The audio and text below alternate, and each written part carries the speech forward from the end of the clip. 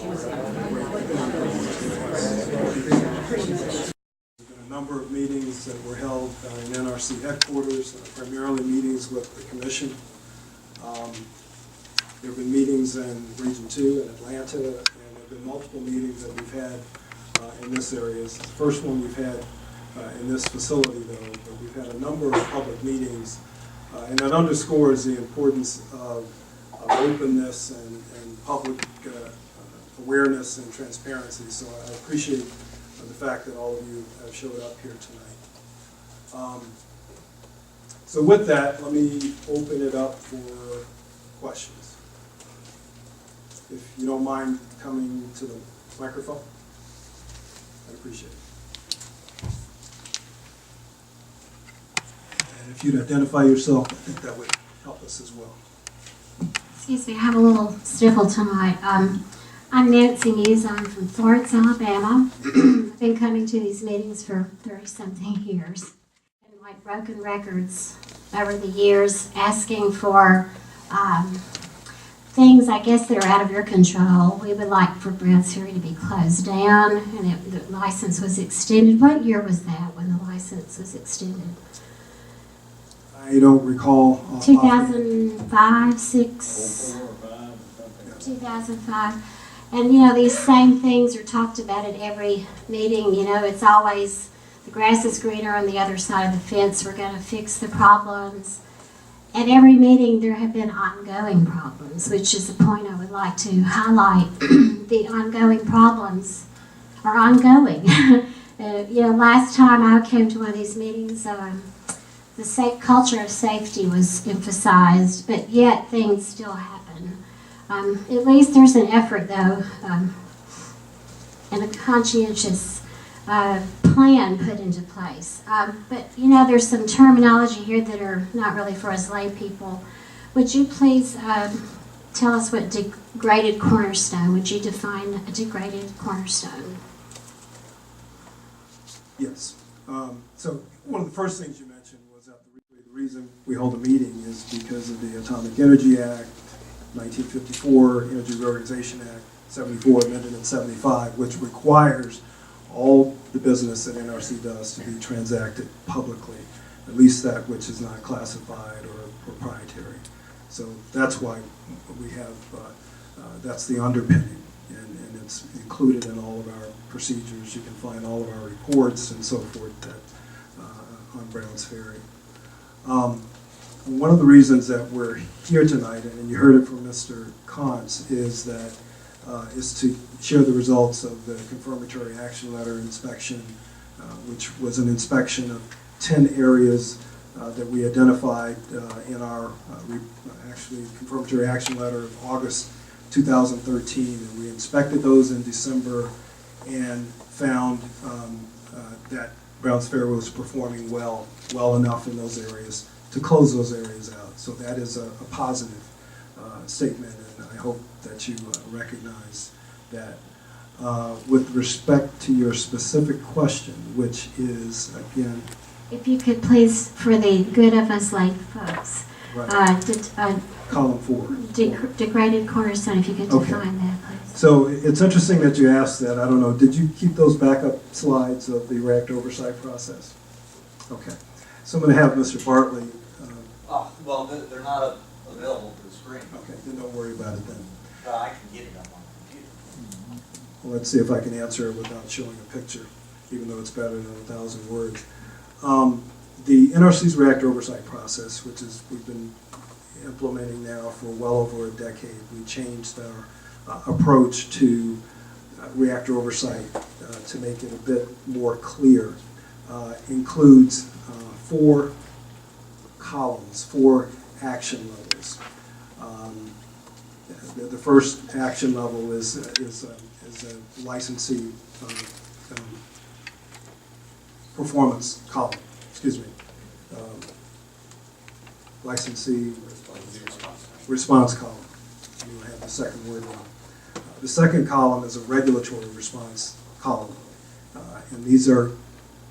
And the third column is a degraded cornerstone column. The fourth column is a multiple repetitive degraded cornerstone column. Each column reflects what we would characterize as a degradation in licensee safety performance, and that's based on either an inspection finding and/or a performance indicator.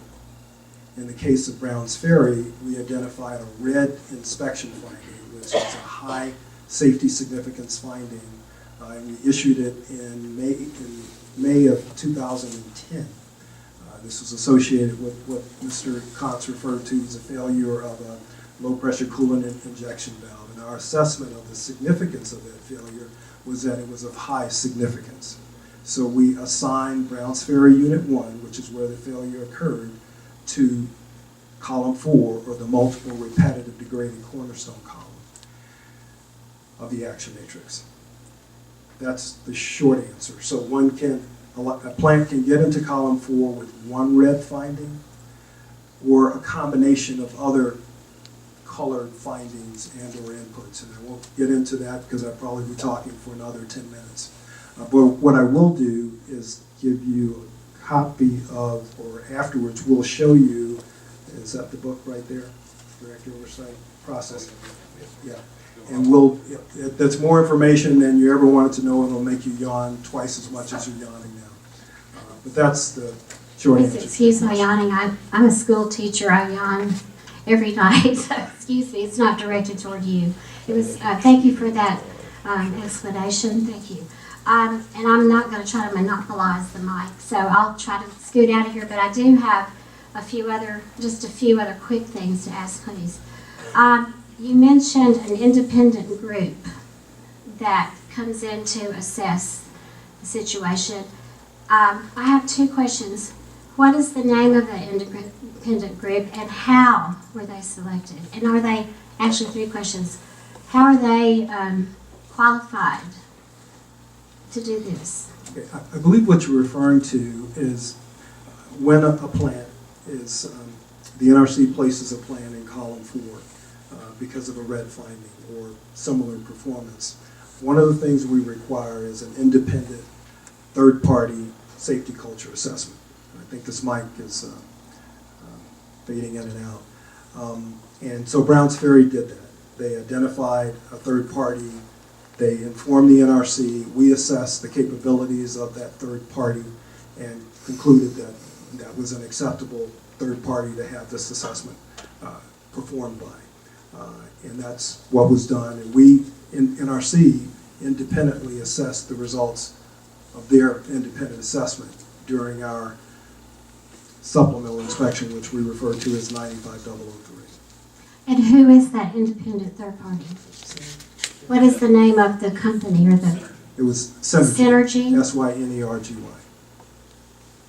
And do they get paid for this service?